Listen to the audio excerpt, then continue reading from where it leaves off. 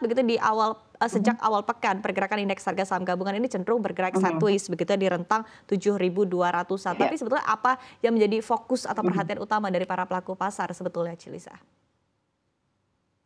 Oke, jadi kalau kita agak flashback sedikit ke akhir tahun lalu, kalau misalkan di bulan-bulan terakhir itu kayaknya pelaku pasar itu pada euforia ya, menyikapi pernyataan The Fed yang semakin dovish setelah mereka menahan suku bunga itu 3 kali dan kayaknya mulai ada proyeksi bahwa mereka bilang kayaknya tahun ini bisa bakal ada pemotongan nih. Nah, di awal tahun ini dunia nih mulai dihadapkan pada kenyataan ya, bahwa ternyata data-data ekonomi itu masih kuat, Amerika menunjukkan masih kuat dan juga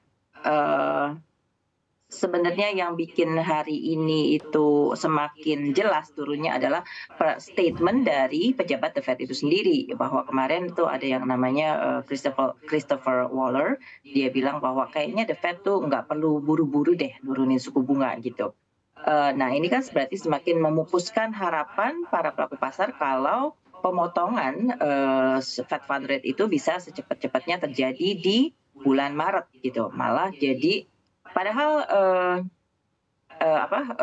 secara survei, secara polling itu persentasenya udah mulai naik lagi ke sekitar 70%-an ya peluangnya, bahwa pivot pertama kali bisa terwujud di bulan Maret. Nah, mungkin ini harus mundur lagi ke bulan Mei gitu jadinya. Karena menyikapi data-data ekonomi, Mr. Waller itu bilang bahwa ekonomi AS itu terbukti masih kuat gitu, walaupun inflasinya memang terbukti turun melandai gitu. Dan mereka tuh masih kekeh kalau misalkan target inflasinya The Fed itu berada di level 2%. So ya mungkin para investor atau trader global ini masih harus menunggu sedikit lagi untuk sampai ke kepastian penurunan suku bunga. Oke, baik, Cilisa, kita mengamati secara teknikal begitu ya. Kalau kita perhatikan secara pergerakannya, indeks harga saham gabungan hingga Januari ini atau di sepanjang Januari ini terlihat nampaknya cukup tertekan. Padahal andai kita lihat juga secara historikal, bergeraknya bisa sideways saja begitu di beberapa tahun ke belakang. Apakah ini juga mencerminkan bahwa para pelaku pasar masih cenderung wait and see karena memang di negara kita sedang ada pesta demokrasi atau pemilu? Oke, kalau bicara secara teknikal, memang kebanyakan indeks ini sudah berada di area resistance ya. You name it lah. Dow Jones juga last night itu adalah hari pertama mereka turun ke bawah support MA10 dan 20. Jadi ini ibaratnya nih tetesan darah pertama gitu ya.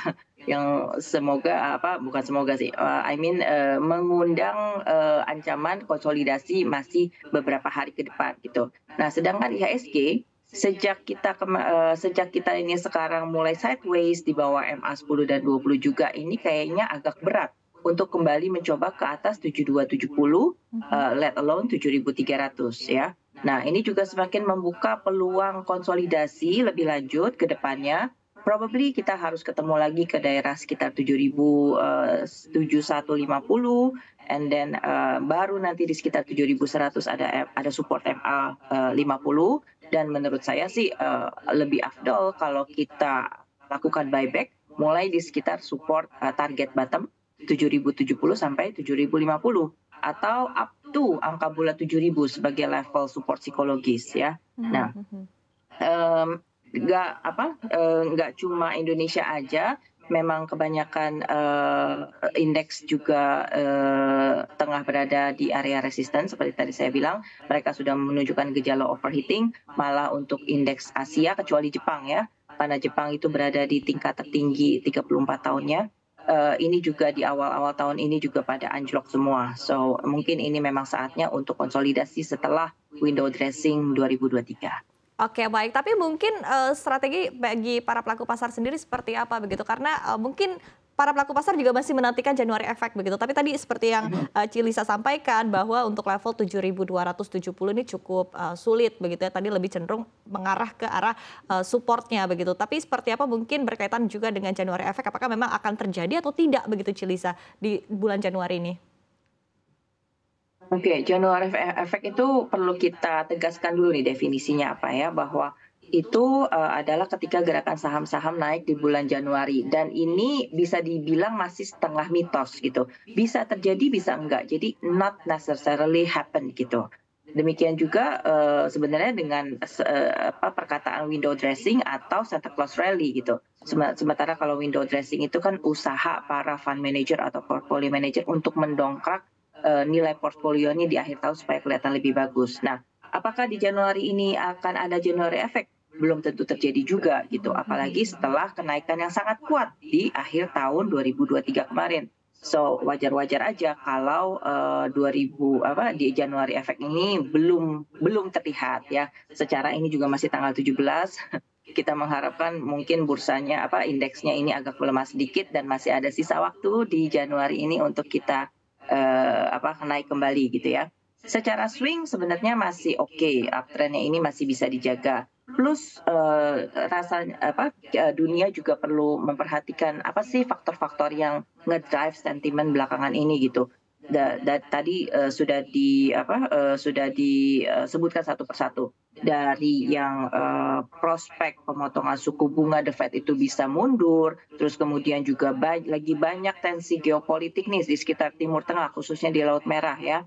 Nah, terus juga tahun politik. Hampir setengah negara dunia ini menjalani pemilu di tahun 2024 ini ternyata ya. Indonesia sebentar lagi, sebulan ke depan, kemudian Amerika di sekitar akhir-akhiran 2024. So tahun 2024 ini memang masih banyak gejolak volatil, dan pertumbuhan ekonomi juga dirasanya masih slow di tahun 2024 ini, kena pengaruh resesi dari tahun kemarin.